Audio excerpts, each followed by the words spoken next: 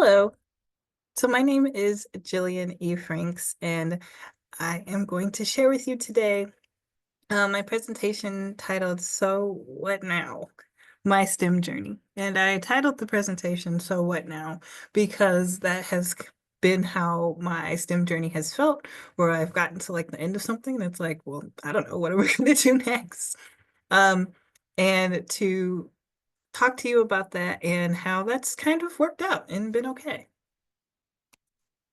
And so I'm from St. Louis, Missouri, born and raised. And originally I wanted to be a doctor in the sense of not a PhD, but an MD, specifically a neurologist. I've always had this fascination with the brain and how it's in charge and in control of all of your thoughts, all of your actions, all of your feelings. And I just wanted to know more about that. I was thinking more from like the side of like disease. But I have found that what I currently do allows me to answer some of those questions I was initially interested in. And so when I was in high school, I was given the opportunity, a really great opportunity, to be an intern with the YES program, the Youth Exploring Science program, that was through the St. Louis Science Center. And so in the summers, what we would do was it was a big program, but in the summers we would hold tabletop experiments for visitors that were coming through the Science Center, and teach a little bit about what was going on with the experiments that we were doing. I really liked that piece of science communication and just interacting with people and seeing like the excitement of them learning something new about the world around them. And then during the school year, they would have different components, and I was in the neuroscience component one year. And I was able to do things like participate in the area brain bee, which is like really super nerdy, and you learn like brain facts and you get quizzed on them. But I thought it was a lot of fun. And then also to do to observe a brain surgery, which was wild, a deep brain simulation surgery. And so what this is used for is if you have like a patient that has Parkinson's disease, um, they get an electrode, and I'll talk a little bit more about electrodes that I use in my research. They get an electrode implanted into their brain that can send electrical pulses to help control some of the side effects of Parkinson's disease. And then also throughout all this time, I was a swimmer, and swimming was really important to me and my identity.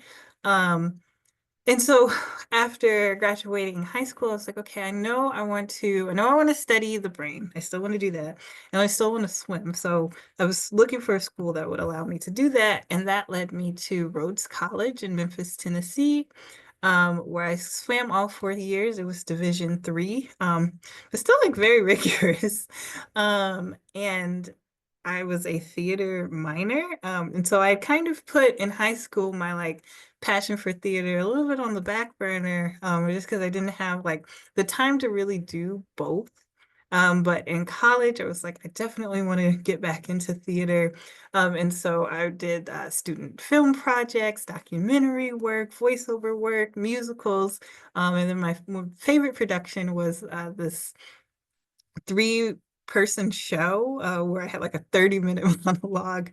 And it was just like a lot of fun to get back into that world. And at the time, I didn't know that some of the skills I was learning in my theater classes would definitely help me in my PhD now. And so I graduated in 2018 with a bachelor's of science in neuroscience. And then I was posed with the question, okay, so what now? I remember walking across the stage at graduation and not really having a very clear picture of what was going to be next.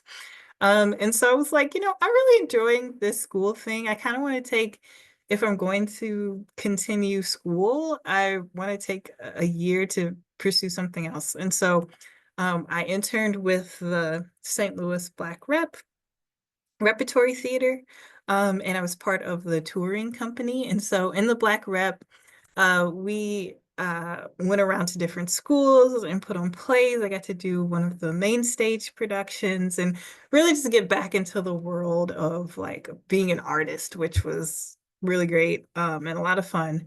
But I will say I was missing science. I was like missing the scientific method and having questions and being able to like really dig into the literature and figure out the answers. And so at the end of that 1 year internship, I was like posed with the question again, okay, so what now? And so I applied to um, the University of Missouri St. Louis's master's in psychology with emphasis in behavioral neuroscience program. And when I applied, I really didn't know what I was getting into. I hadn't done any formal research outside of like my classroom labs before. So I wasn't quite sure um, what doing this like thesis base, so you have to like write a paper at the end of like some research that you conducted, what that would look like. But I had a really great mentor who, when I interviewed for the program, I was like, yeah, I'm like interested in like empathy and like the brain. And she's like, oh, you can do that work here in my lab. And so she was the leader of a social neuroscience lab. And at the time, I still really didn't know what social neuroscience was. It's a relatively new field born out of social psychology that seeks to specify the neural, hormonal, and cellular and genetic mechanisms underlying social behavior. So my work fits more in the neural part of it. And so we do this work to understand the associations and influences between social and biological levels of organization. So it's a very formal definition of social neuroscience, but it was a relatively new field. Um, and I was like, yeah, this sounds great. It's like a combination of social psychology and neuroscience. So I always say when people ask me, I was like, well, we answer like social psychology questions, so about groups and how you interact with other people, but we use like neuroscience methods to do it and see what the associations between those two things are. And so while I was at UMSL, I was learning a lot. I was being introduced to this like new subfield, taking in a lot of literature, um, conducting research, presenting posters and research, um, doing like my neuroanatomy lab. This was the sheep brain where we were doing dissection. So it was really cool. And then I also got my first like second author publication at the time. It was a review paper about women faculty in STEM. And so while I was doing this research, I took away like a few like main points that I try to like pass along to other people. Um, and some of these takeaways were, especially for women, since that's what we were researching on, but these can apply for everybody. Apply even if you don't meet all of the qualifications. And so what we found in the research is that um, women will often have like, let's say, 4 out of the 5 qualifications for a job ad and be like, oh, I don't meet all of them. I guess this isn't for me. While their male counterparts, on the other hand, might have 4 of those qualifications and will still go ahead and apply. So the women are inadvertently taking their hat out of the ring. So definitely make sure that you at least give yourself the opportunity. Um, Second point is to support and advocate for each other.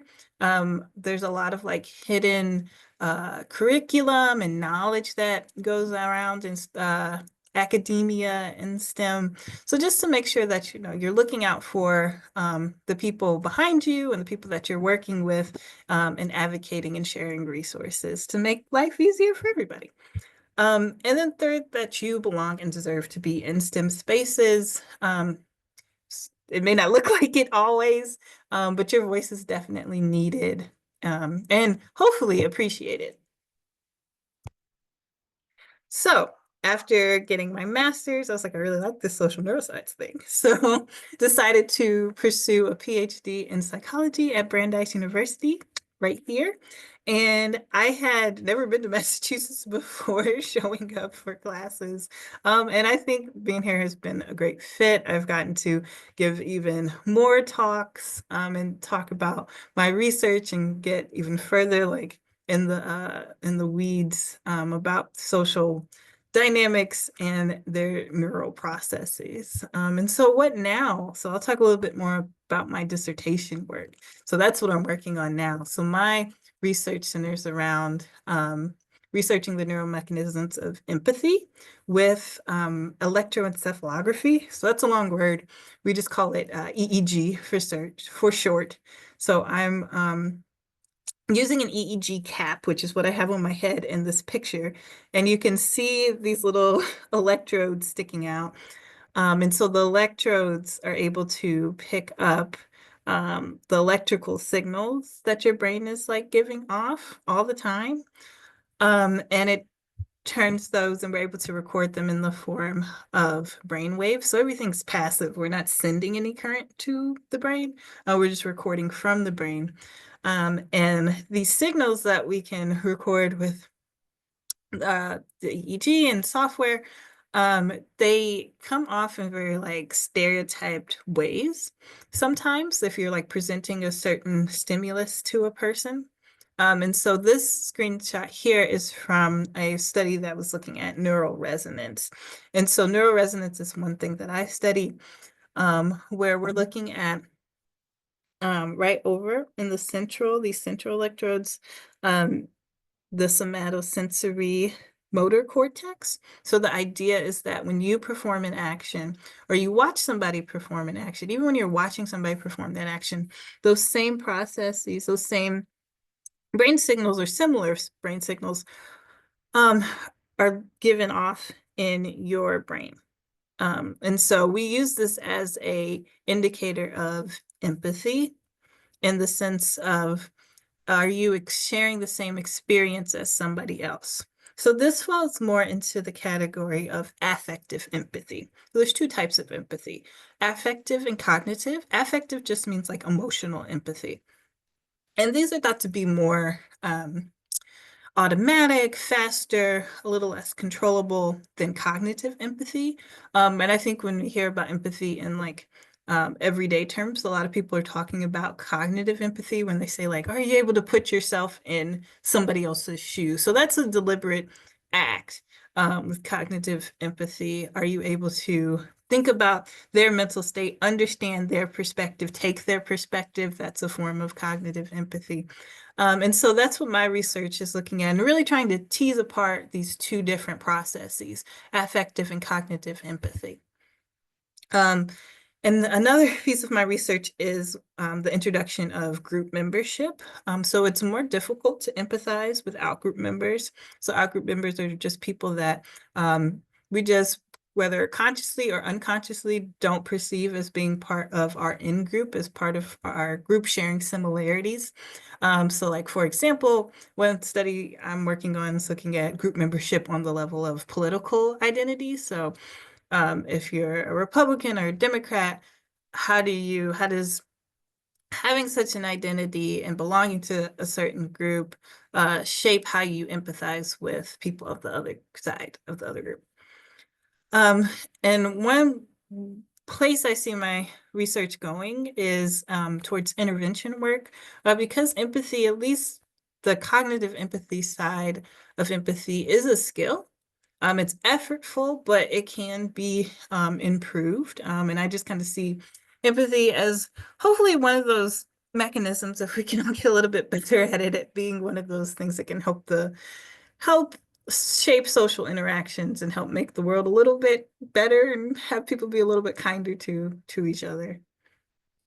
And so what now? I am trying to finish my dissertation studies. So all of the studies that go into what's needed to successfully complete a PhD program is where I currently am. And if I have to give any takeaways about being on this, at least my STEM journey, is that it's okay to have more than one passion. I definitely thought that like my theater and acting piece would have to go away, but it hasn't. Last semester, I was actually recruiting actors to come to the lab to produce, and I was the producer and the director of this, of creating stimuli to be used in my dissertation studies. So I do a lot of basic research in the sense of it's very controlled. And so we have to make sure that when we present something to people, we know all about it so that we can say like, oh, there's differences here. And so I had actors come in, wore the director hat. So that was very different, had a prop table, very different and very than what I thought I would be doing in my PhD. Um, and so I would say if you have multiple passions, try to combine them if you can. That might be where the new piece, the new interesting piece of research comes in as your unique contribution because you can combine your passions. And lastly, you don't have to know what's next. I feel like along this journey, I've put things in place to be like situated well for various paths, but I did not know what was next, and that's okay. It is okay to not know what's next. Sometimes great things come out of not knowing what's next.